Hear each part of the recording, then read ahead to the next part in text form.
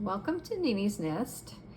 It's Wednesday, and this is going to be one of our regular days for stories. And today I'm going to be reading to you one of my favorite stories for spring. It's called Mop Top, and the author is Don Freeman. And I want to call attention to the front cover. First you see Mop Top. Look at that hairstyle, and his puppy looks a bit like him. And then we see this barber pole, which used to be seen a lot of times outside of barber shops. Not so much today, but once upon a time they were in front of most places where you would go to get your hair cut.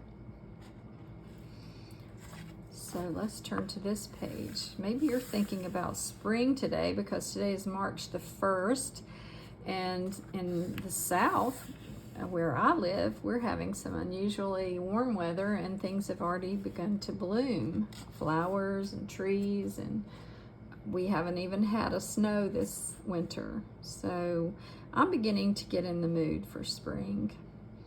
So here we see on the title page the title Mop Top, story and pictures by Don Freeman. So he did both the words and the pictures. And this is a picture of a barber shop, what it might have looked like in my time when I was a girl. The barber pole. You can barely see the barber and someone in his chair getting their hair cut.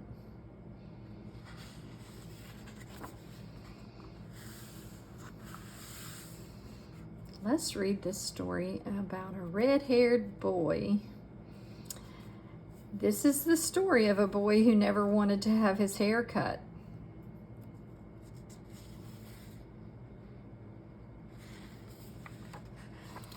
Everybody called him Moppy because on top he looked like a floppy red mop. Moppy didn't care what anybody said about his hair or what they called him. All he wanted was to stay at home and play. And he looks like a cowboy on a horse made from a mop. It does look a bit like his hair.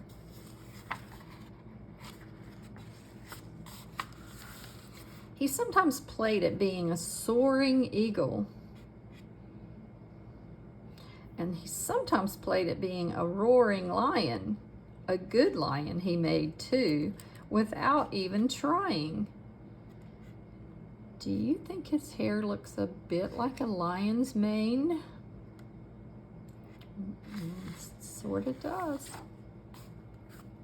But the time came when something had to be done about Moppy's top. And it happened one day when he was swinging from branch to branch in his very own chinaberry tree. His mother came out into the garden and said, "Pardon me, but just who do you think you are up there, Tarzan?" Now, you might have to ask your parents or your grandparents who Tarzan is.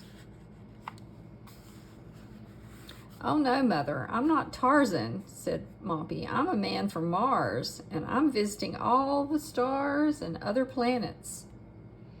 "Well then, Mr. Man from Mars, could you plan to make a landing on this Earth sometime today?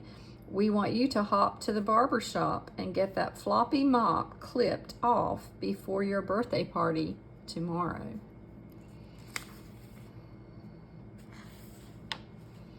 The minute Moppy heard the words birthday party, he dropped down out of the tree to the ground, feet first, then stretched out his hand.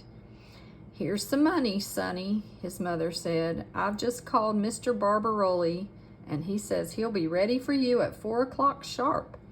It's a little after 3:30 now, so let's see you hippity-hop to the barber shop all by yourself." I guess they live close by the barber shop. We're gonna see him take a walk here in a minute. Moppy put the money in his pocket and off he zoomed across the vacant lot like a rocket to the moon. But just as soon as he turned the corner, he slowed down to a trot.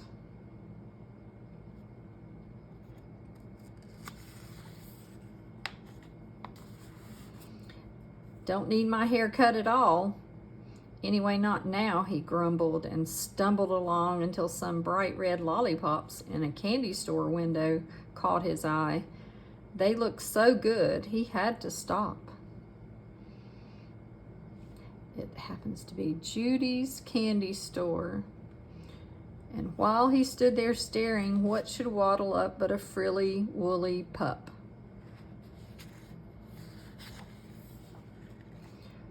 "What a silly-looking pup you are," said Moppy as he bent down and tried to find the pup's eyes. "You're the one who needs a haircut, not me." And then they both trotted away in opposite directions.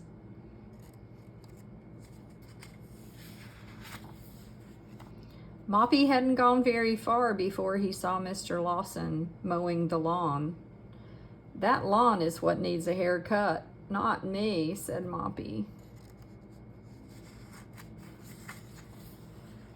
Mr. Lawson stopped to wipe his brow and said, How about letting me use this machine on that grassy patch of yours, boy? It could do with a little mowing."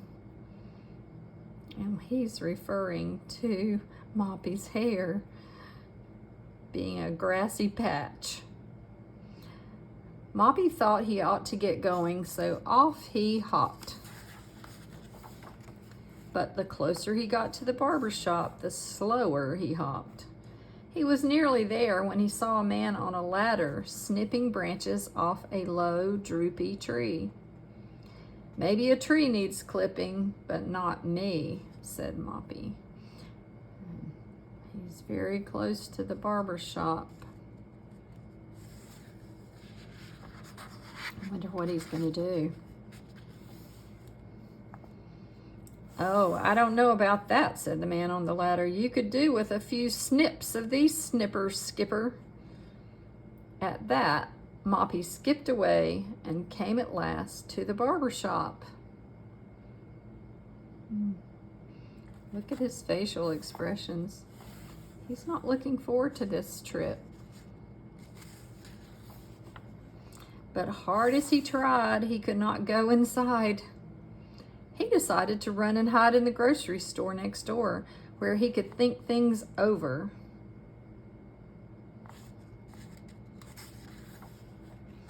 And this is where he hid, behind a barrel of brooms and brushes and fancy red mops.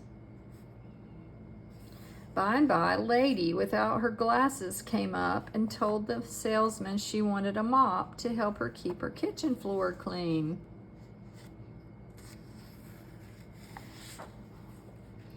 "What's more, I want the strongest, fluffiest, floppiest mop you have in the store, sir," she said as she began shaking the mops one at a time. "Here, this one will do very well," said the lady. "I'll take it along with me right now."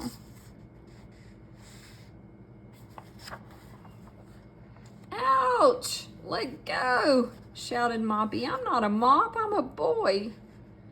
The lady certainly did let go, and in a hurry, too, as Moppy scurried out the door and headed straight for Mr. Barbaroli's barber shop. "I thought maybe you forgot," said Roly-Poly, Mr. Barbaroli, "but you're right on the dot. It's exactly 4. Then in one long leap, Moppy was up on the barber chair seat, ready to get his hair cut nice and neat. "Please, Mr. Barbaroli, don't let me look like a mop anymore," pleaded Moppy. "I don't want to clean anybody's kitchen floor."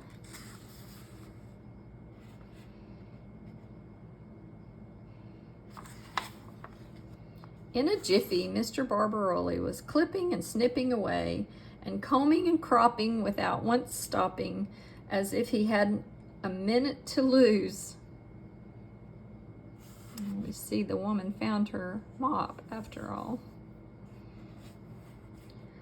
Finally, he did stop. He held up a mirror and said, "Well, Sonny, who's that, would you say?"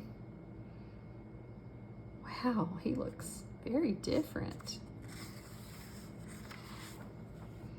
It's me without that floppy old mop on top." "Hooray," said the boy in the chair. Then he hopped down and gave Mr. Barbaroli the money. And out the door he flew, light as a feather. All the world looked spick and span as the boy who was once called Moppy hopped up the street for home.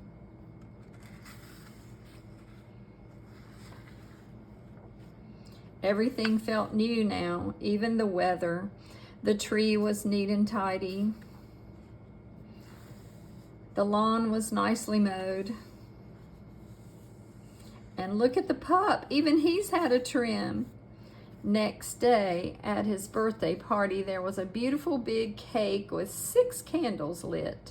And on the frosting was written, "Happy birthday to Marty."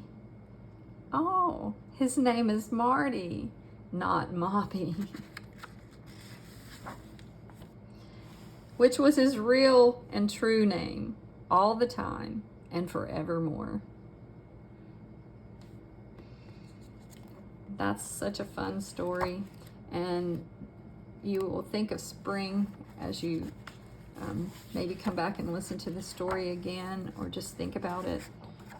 People start to mow their lawns and trim their trees, and you know, we have to get haircuts in the winter time as well, but it's just a very sweet story of a boy who dreaded, I guess, getting a haircut, but he was happy at the end. He was happy he had it cut. And I thank you for listening to this story. I hope you'll subscribe to the channel and refer your friends to the channel who like to hear stories. And I'll be back on Friday with another story.